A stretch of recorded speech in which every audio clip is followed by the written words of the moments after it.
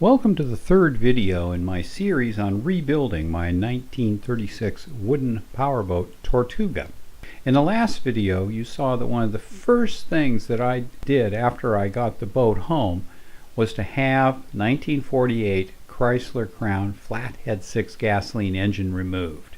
From the very beginning when I bought this boat, it was my intention to put in a small diesel engine to replace the gas engine. This video is going to cover the rebuild that I did to the engine compartment after the engine was removed. When Tortuga came back from the boatyard where they pulled the engine out, I had an empty compartment to work on. This is what it looked like when it got back to my house. You can see the engine beds on either side of a dark, almost black area.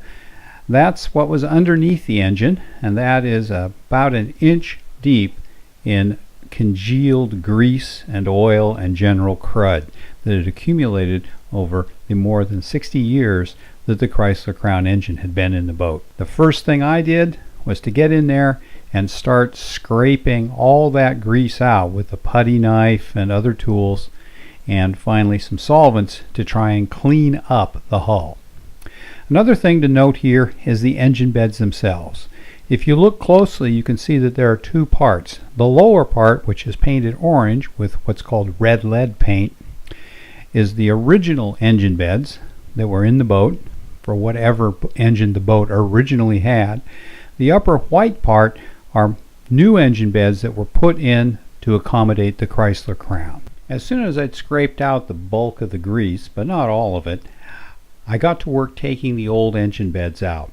I started on the starboard side, largely because there were some planks missing underneath the engine beds, and it was relatively easy to undo the nuts that held the long carriage bolts that went through both the upper and lower engine beds, and then to drive those bolts out the bottom of the boat through the gaps where the planks were missing. I had to cut a couple of the carriage bolts, but in the end I was able to take out the starboard side upper engine bed relatively easily. And this picture shows the engine compartment after I've removed the upper starboard engine bed. Haven't started on the port side yet. You can see a couple of other features here as well. Forward at the bottom of the picture you can see a bilge pump. That bilge pump is fully functional and I retained it for later work. Just behind the bilge pump you can see a couple of the large carriage bolts that I drove out through the bottom of the boat. Those things were about 18 inches long and they're galvanized steel. Then you can see at the very back of the compartment you can see the propeller shaft with its flange still on it. To the right of the right engine bed you can see a bunch of piping sticking up. That is the inlet for the raw water for cooling the engine. When I looked at this closely, I counted 17 individual fittings in this plumber's nightmare. So this is something that had to go. This was a disaster waiting to happen. After I removed the upper engine bed on the starboard side, I got to work removing the lower engine bed. The engine bed had a series of hex head bolts, I thought, going down into the floors. I couldn't find any nuts underneath them, so I concluded that they were lag bolts. So I put a wrench on and started twisting. They were really hard to turn. I put a cheater bar on my socket wrench and twisted until finally I got the first one out. This is it. As you can see, this is not a lag bolt. This was a hex head wrought iron spike. It's about 8 inches long. When I was twisting it out, I actually twisted the spike, as you can see, and made it into a spiral. That realization made it a lot easier to get the rest of the spikes out. I simply put a pry bar under their heads and pried them out like you would any big nail, and they came out pretty easily after I realized what I was working with. After nearly a month of work, I finally got the engine beds out on both sides and was able to clean up the last of the grime. And this is what I had. See, the engine beds are gone, so we're down to just the frames and the floors. Haven't taken any plumbing out yet. That's the next step. This picture shows the engine beds after I removed them. At the bottom of the stack in the front is the starboard upper engine bed, which I got out in one piece. Unfortunately, I couldn't get any of the other engine beds out in one piece, so I had to cut them up, and you can see my Sawzall got a good workout on this project. You can also see one other thing here. On top of the engine beds, there's what looks like a brick. That is a 60-pound piece of lead. Just to the right of that piece of lead is a bronze bar, which was part of the shifter mechanism for the old transmission. That piece of lead was a counterweight on that shifter. So that was something I was pretty glad to see gone, although I saved the lead to use as trim ballast later. This picture is looking down at the engine compartment after the engine beds were out. I put this one in to show you what the structure of the hull looked like at this point. Down the center of the picture is the top of the keel. On top of the keel you can see frames. The frames have all been sistered, but the sisters are not complete frames. There are upper sisters which are driven in from the top, and they are to the right of the original frames. And then to the left of the original frames are short sister frames that were put in underneath the engine when they installed the engine, but they're not connected to the frame pieces that come down from the top. And then there are the original frame, which were in very, very poor condition. The sister frames, however, were in very good shape. So I resolved to remove the original frames as far up as I could and to take out the short partial sisters that spanned across the keel and then scarf those into the sister frames that extended up to the shear line to make a continuous frame.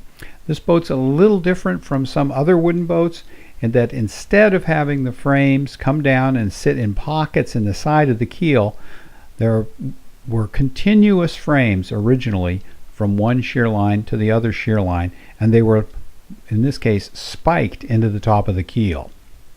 So my change would be to go back to good wood continuous frames by scarfing short partial sister to the two sisters that went up to the shear line on either side to make a continuous frame, which I would then lag bolt to the keel using bronze lag bolts.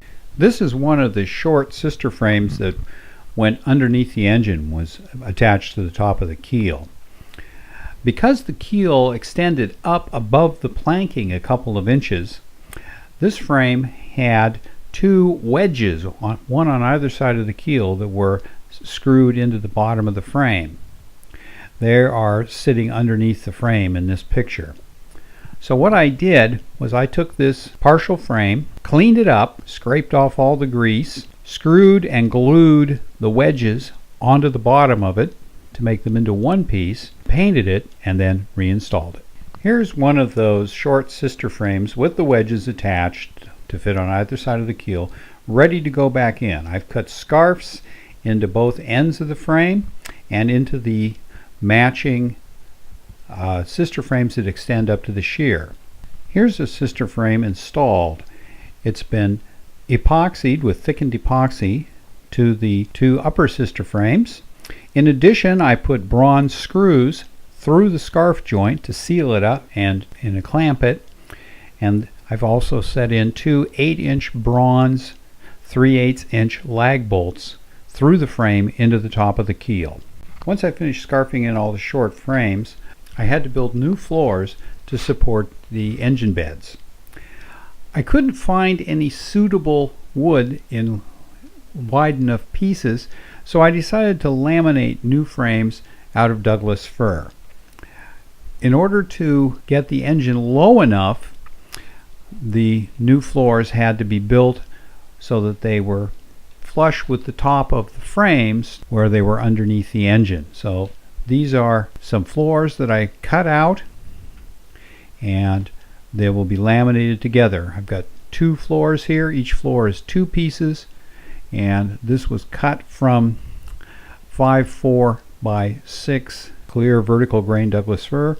You can see holes I drilled in the pieces to put bronze screws through after they're glued together. So these pieces will be screwed and glued together. Here's the floor ready to be finally assembled. It's been wetted out with epoxy.